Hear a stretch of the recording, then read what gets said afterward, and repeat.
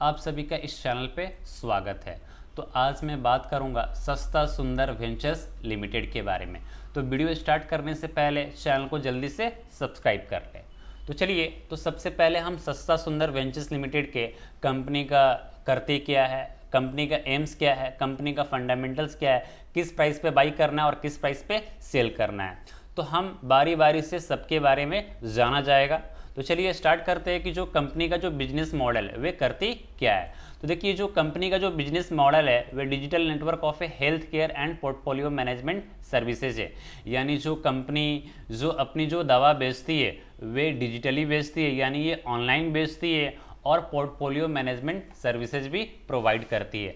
जो कंपनी का जो मेन एम है कि जो हेल्थ सर्विसेज का जो भी मेडिसिन का जो कॉस्ट है वे उसको काफ़ी ज़्यादा सस्ते दाम पर दिया जाए। तो देखिए, जब कंपनी अगर कोई ऐसा सोचती है तो आप यकीन मानिए कि जो कंपनी का जो ग्रोथ है वे काफ़ी हमें अच्छा देखने को मिलता है। अब प्लस इसका जो सबसे बड़ा जो पॉजिटिव न्यूज़ है वे फ्लिपकार्ट के साथ समझौता हो चुका है। यानी जब इस कंपनी का जब शेयर प्राइस 146 रुपये के आसपास था तो उस समय फ्लिपकार्ट और सस्ता सुंदर वेंचर्स लिमिटेड में एक एग्रीमेंट हुआ और समझौता होने के बाद जो कंपनी का जो प्राइसेज है वे 580 रुपीज़ तक इस कंपनी को मैनिपुलेट करके ले गया। जैसे न्यूज़ में आया तो जो ऑपरेटर थे इसमें अपना खेल शुरू कर दिया था और 580 रुपया पर इसको ले गया और वहाँ से हमें काफ़ी ज़्यादा अभी गिरावट देखने को मिला है। तो चलिए कंपनी का स्टार्ट करते हैं, फंडामेंटल क्या है। तो देखिए, जो कंपनी का जो मार्केट कैप है वह 949 करोड़ का है। रिटर्न ऑन कैपिटल एम्प्लॉयड की देखा जाए तो बहुत ही खराब है, -0.12% का है। करंट मार्केट प्राइस 298 रुपीज़ का है। बुक वैल्यू 85.8 रुपीज़ का है। रिटर्न ऑन इक्विटी भी इसका बहुत ही क्या बोलते हैं कचड़ा है, -0.14% का है। तो देखिए, मुझे ये कंपनी देखिए ऐसी अभी तो नज़र नहीं आ रही है, बट आपको फ्यूचर में जो कंपनी है काफ़ी आपको अच्छा नज़र आएगा और अपने आप में ये जो कंपनी है वे काफ़ी ज़्यादा शानदार है। बट मैं इसका जो रिटर्न ऑन इक्विटी और रिटर्न ऑन कैपिटल एम्प्लॉयड की बात कर रहा हूँ तो वे इतना अच्छा नहीं है। इसका देखिए, जो 52 वीक का जो हाई था वे 583 था और इसका जो 52 वीक का जो लो है वे 245 रुपीज़ का है। कंपनी आपको किसी भी तरह की डिविडेंड नहीं देती है और कंपनी का जो फेस वैल्यू है वे 10 रुपीज़ है। कंपनी का जो सबसे बड़ा जो पॉजिटिव न्यूज़ है कि वे ऑलमोस्ट डेप्ट फ्री है और फ्लिपकार्ट के साथ इस कंपनी का समझौता हो चुका है और ये फ्लिपकार्ट के थ्रू अपना मेडिसिन को बेचेगी। अगर मैं नेगेटिव न्यूज़ की अगर मैं बात करूं तो देखिए, जो कंपनी का जो रिटर्न ऑन इक्विटी है वे बहुत ही घटिया रहा है। Company has a low interest coverage ratio है और जो स्टॉक जो ट्रेडिंग कर रहा है वे अपने बुक वैल्यू से 3.48 टाइम्स गुना हाई पे ट्रेड कर रहा है। तो ये अपने आप में थोड़ा सा एक नेगेटिव न्यूज़ है, बट आपको घबराने की ज़रूरत नहीं है। तो देखिए, अगर मैं क्वार्टरली बेसिस पे देखा जाए तो जो कंपनी का जो सेल्स है वे आपको दम पूरा का पूरा जीरो आपको सेल्स नज़र आ रहा है। यानी जो कंपनी का जो सेल्स है वे दिखाई नहीं दे रहा है। अगर मैं व्यू कॉन्सोलिडेटेड की अगर मैं बात करूं, चलिए हाँ इसके ऊपर मैं बात कर लेता हूं।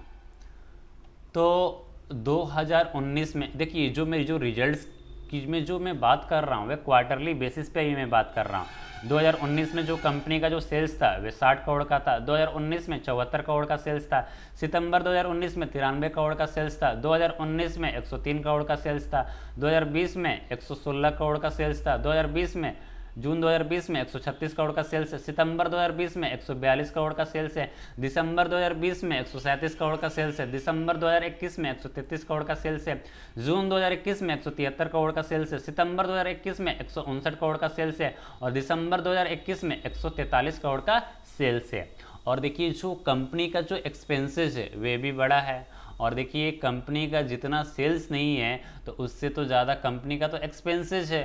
तो ये अपने आप में एक नेगेटिव न्यूज़ है। यानी कंपनी का अगर सेल्स से अगर काफ़ी ज़्यादा अगर एक्सपेंसेस होना चालू हो जाए तो कंपनी का जो प्रॉफिट होता है वे तो नेगेटिव में ही होता है। यानी जो कंपनी है वे बार बार लॉसेज झेलती है।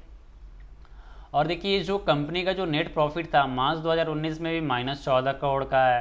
सितंबर 2019 में -8 करोड़ का है, 2019 में -12 करोड़ का है, दिसंबर 2019 में -9 करोड़ का है, मार्च 2020 में -10 करोड़ का है, जून 2020 में 0 करोड़ का है, सितंबर 2020 में -2 करोड़ का है, दिसंबर 2020 में -2 करोड़ का है, मार्च 2021 में -6 करोड़ का है, जून 2021 में -4 करोड़ का है, सितंबर 2021 में -5 करोड़ का है, बट दिसंबर 2021 में 739 करोड़ का नेट प्रॉफिट है। तो देखिए कंपनी का जो ये नेट प्रॉफिट हुआ है 739 करोड़ रुपया का, तो मैं देखिए जो कंपनी का एक जो अदर इनकम होता है, यानी कहाँ से, मतलब हो सकता है इसका जो पोर्टफोलियो मैनेजमेंट सर्विसेज होगा तो वहाँ से ये रेवेन्यू आया होगा या कहीं और से आया होगा। तो देखिए जो कंपनी का जो अदर इनकम आया है वे 1172 करोड़ का शानदार अदर इनकम है। तो देखिए यहाँ पर तो मुझे काफ़ी ज़्यादा पॉजिटिव न्यूज़ आ रहा है, ठीक है। बट देखिए जो कंपनी का जो सेल्स है और ये जो एक्सपेंसेस है वे कहीं मैच नहीं खाता है, तो ये कंपनी के लिए एक बहुत ही क्या बोलते हैं एक बड़ी नेगेटिव न्यूज़ है। बट पॉजिटिव न्यूज़ ये भी है कि जो कंपनी का जो अदर इनकम है वे 1172 करोड़ का है, तो अपने आप में बहुत ही एक शानदार कंपनी बोला जाएगा। क्योंकि जब मैं सेल्स और एक्सपेंसेस की बात को अगर मैं छोड़ दूं तो कंपनी का जो अदर इनकम से काफ़ी अच्छा कर रही है।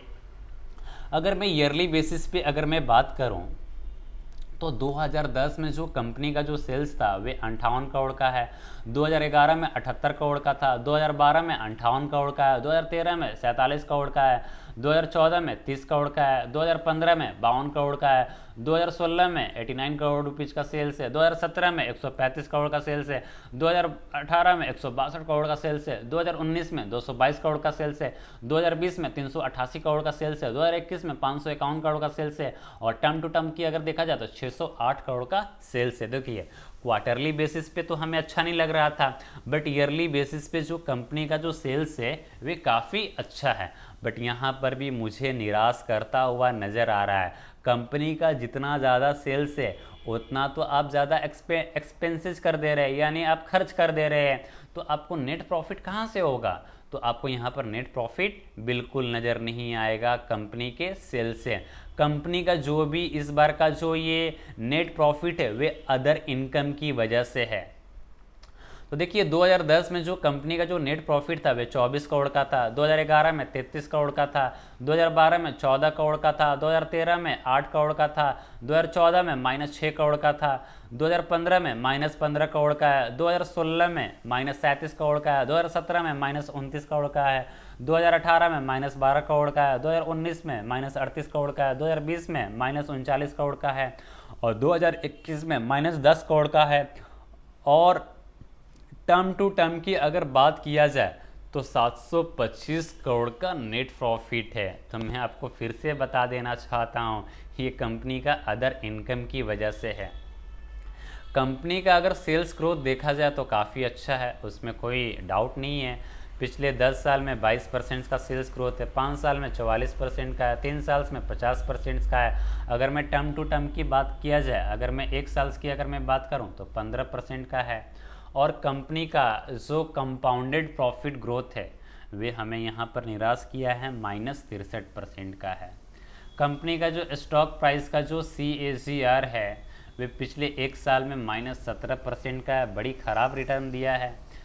10 साल की अगर देखा जाए तो 26% है, 5 साल की बात किया जाए 23% का है, 3 साल में 42% का है। बट पिछले साल कंपनी का जो स्टॉक प्राइस का जो ये जो CAGR है वे काफ़ी ख़राब है। रिटर्न ऑन इक्विटी की बात किया जाए तो बहुत ही घटिया रिटर्न है इस कंपनी का। आपको ये रिटर्न ऑन इक्विटी के ऊपर मुझे इतना कुछ नज़र नहीं आ रहा है। और देखिए तो जो कंपनी का जो अभी कंपनी के पास जो रिजर्व्स है वे 160 करोड़ का रिजर्व है, और कंपनी के ऊपर ये जो कर्जा है वे 22 करोड़ का कर्जा है। आप यहाँ से वीडियो को पॉज करके देख सकते हैं कि 2011, 12, 13, 14, 15, 21 तक की कंपनी के ऊपर जो ये कर्जा था वे कितना है, आप यहाँ से देख सकते हैं। और कंपनी के पास तो ये रिजर्व हो गया, तो यानी कंपनी के पास जो रिजर्व है वे 160 करोड़ का रिजर्व है।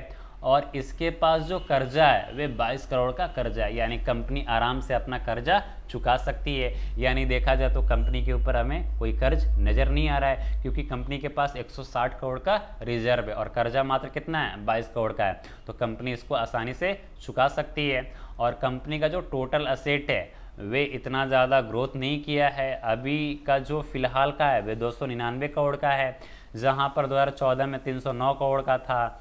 2011-12 में कंपनी का जो टोटल असेट था वे ज़्यादा था, जबकि 2021 में इतना ज़्यादा नहीं है। तो चलिए, और शेयर होल्डिंग पैटर्न की बात किया जाए तो काफ़ी शानदार है।